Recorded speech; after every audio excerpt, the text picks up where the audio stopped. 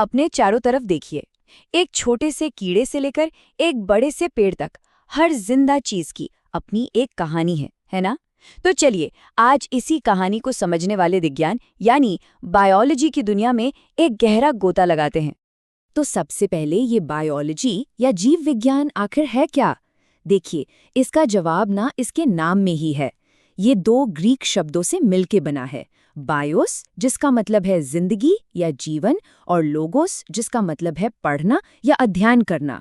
तो बिल्कुल सीधे साधे शब्दों में कहें तो ये है जीवन का अध्ययन। एक छोटे से बैक्टीरिया से लेके एक विशाल व्हेल तक हर जिंदा चीज का विज्ञान।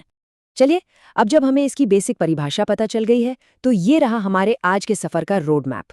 हम बात करेंगे कि बायोलॉजी क्या है, इसके फाउंडिंग फिगर्स कौन थे, इसकी अलग अलग शाखाओं के बारे में जानेंगे, ये समझेंगे कि किसी चीज के जिंदा होने का मतलब क्या होता है, और आखिर में जीवन को ऑर्गेनाइज करने के सिस्टम पर भी नजर डालेंगे।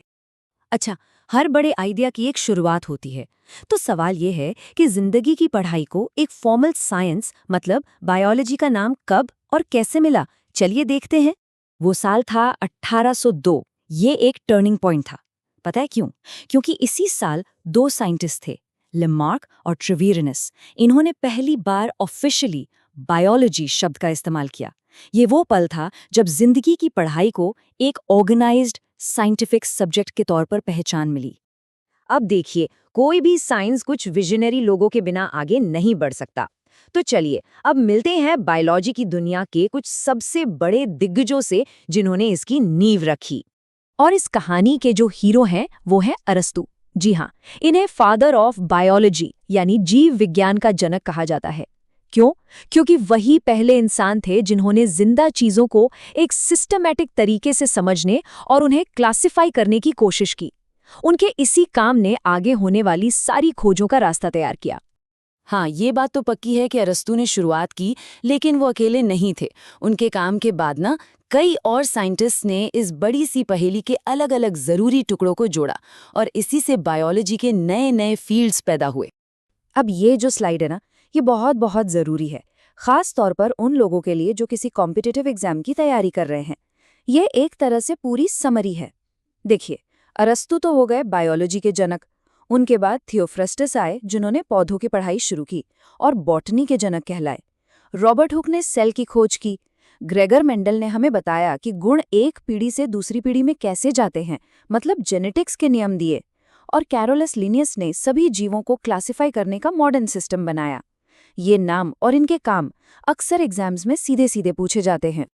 बायोलॉजी को ना एक बहुत बड़े पेड़ की तरह समझिए, जिसकी कई सारी शाखाएं हैं, कई सारे ब्रांचेस हैं। तो चलिए इसकी कुछ मेन ब्रांचेस पर जरा गौर करते हैं। देखिए, शुरू में बायोलॉजी की दो मेन एकदम क्लासिकल ब्रांचेस थीं। एक थी बॉटनी यानी वनस्पति विज्ञान। इसकी शुरुआत की थियोफ्रेस्टस ने, और इसमें हम सिर्फ पौधों के बारे में पढ़ते हैं। और दूसरी थी जूलॉजी यानी प्राणी विज्ञान। इसके जनक तो खुद अरस्तु ही थे, और ये पूरी तरह से जानवरों पर फोकस करती है। फिर जैसे जैसे हमारी नॉलेज और टेक्नोलॉजी बढ़ती गई, ये फील्ड और भी स्पेशलाइज्ड ब्रांचेस में बट गया, जैसे कि जेनेटिक्स जो हेरेडिटी की पढ़ाई है, माइक्रोबायोलॉजी जो छोटे छोटे माइक्रो ऑर्गेनिजम्स की दुनिया है, साइकोलॉजी जो सेल्स के बारे में है, और इकोलॉजी जो ये देखती है कि जीव अपने माहौल के साथ कैसे इंटरैक्ट करते हैं। चलिए अब एक बहुत ही बुनियादी सवाल पर आते हैं। वो कौन से यूनिवर्सल रूल्स हैं जो हर जिंदा चीज फॉलो करती है? मतलब हम किसी चीज को जिंदा कहते ही कब हैं? इसको ना एक लिस्ट की तरह मत देखिए, बल्कि एक चेकलिस्ट की तरह सोचिए। किसी भी चीज को जिंदा कहने के लिए उसे ये सारे बॉक्स टिक करने पड़ते हैं। पहला, वो सेल से बनी हो। दूसरा, उसमें मेटाबॉलिज्म हो, मतलब खाना पचाकर एनर्जी बनाने का प्रोसेस। तीसरा, वो ग्रोथ करे यानी बड़ी हो। चौथा, वो रिप्रोड्यूस कर सके, मतलब अपनी अगली पीढ़ी बना सके। पांचवा, वो अपने आसपास के माहौल पर रिस्पॉन्ड करे। और छठा, वो वक्त के साथ खुद को माहौल के हिसाब से ढाल सके, यानी अडेप्ट कर सके। और इस पूरी की पूरी चेकलिस्ट का आधार क्या है? वो है सेल यानी कोशिका। जिंदगी के ये जितने भी प्रोसेसेस हैं ना, वो सब इसी एक बेसिक यूनिट के अंदर होते हैं।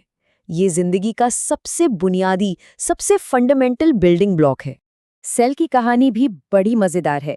इसकी शुरुआत हुई 1665 में, जब रॉबर्ट हुक ने पहली बार एक पेड़ की छाल में छोटे छोटे कमरों जैसी चीजें देखीं और उन्हें सेल नाम दिया। फिर काफी बाद में 1830 में श्लाइडन और श्वान नाम के दो वैज्ञानिकों ने मिलकर सेल थियोरी दी। इस थियोरी का निचोड़ बस इतना सा है, हर जिंदा चीज सेल से बनी है और सेल ही जिंदगी की सबसे बेसिक यूनिट है।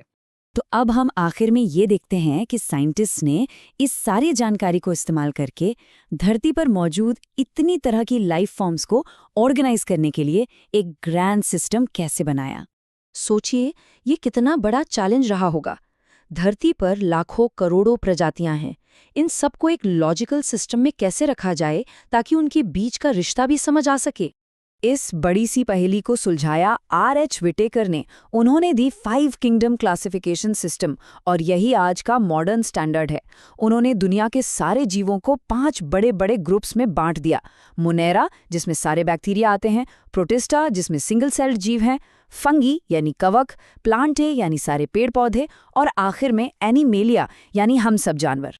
तो ठीक है, हमने जिंदगी को इन 5 किंगडम्स में ऑर्गेनाइज तो कर दिया, लेकिन ये सिर्फ एक लिस्ट बनाने जैसा नहीं है। असली सवाल तो ये है कि ये क्लासिफिकेशन हमें एवोल्यूशन की यानी विकास की पूरी कहानी को समझने में कैसे मदद करता है। और जिंदगी के इस इतने बड़े पेड़ पर हम इंसान आखिर हैं कहाँ? जरा सोचिए इस बारे में।